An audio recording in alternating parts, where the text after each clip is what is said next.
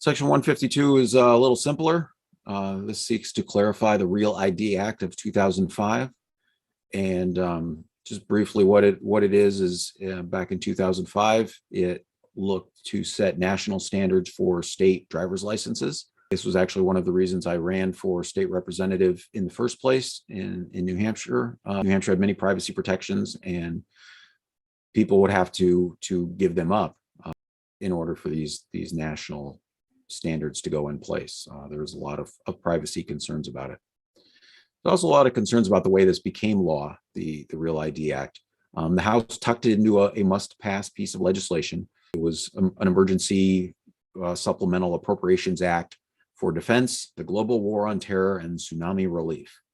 And so it was just one of those situations where you gotta pass the entire bill, even if there's something in it you don't like. When they did this, they tucked this into the committee of conference report. Many senators said, "Oh, this is terrible. We never saw this bill. We never supported this policy," but they all voted for it anyway, 100-0, and that's how it became law.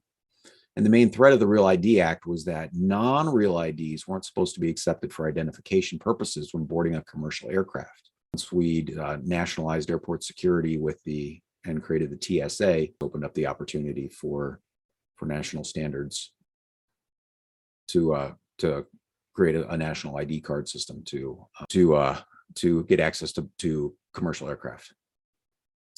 And so under this law, it was supposed to go into effect in 2008.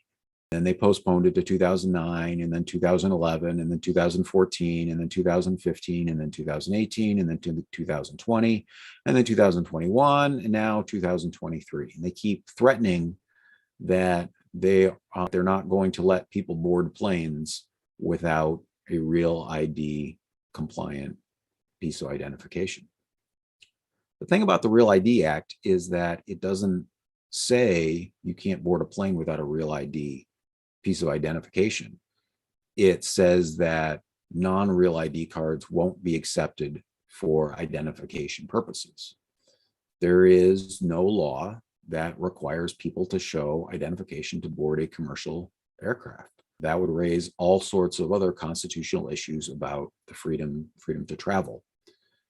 And so the Real ID Act works by implication.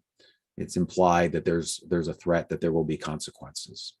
And so Section 152 of the Blueprint for Better America provides clarity to the Real ID Act. It says, I'm going to share the screen again. And it says, for the purposes of boarding a federally regulated commercial aircraft, the credential requirements of Section 202 of the Real ID Act of 2005 shall only apply to persons required by federal law to show identification as a condition of boarding a federally regulated commercial aircraft. And so if Congress wants to pass a law that requires people to show ID in order to fly, it can do that, and it can be challenged. But such a law does not exist, and the Real ID Act implies that one does. And this section would clarify that it doesn't. Freedom to travel is essential to living in a free country, and we can see how using travel documents, how Edward Snowden's passport was canceled mid-flight to stop him from traveling, and so the purpose of this section is to clarify that. And with that, Mixed Chair, I think that concludes my testimony on Section 152. Thank you. Wouldn't it be helpful for all Americans to have a standardized ID as a secure upgrade from Social Security numbers? There definitely are some benefits to that. And as we'll get into in later sections of this bill, all Americans would have a bank account, a standard bank account in which their universal basic income is paid into.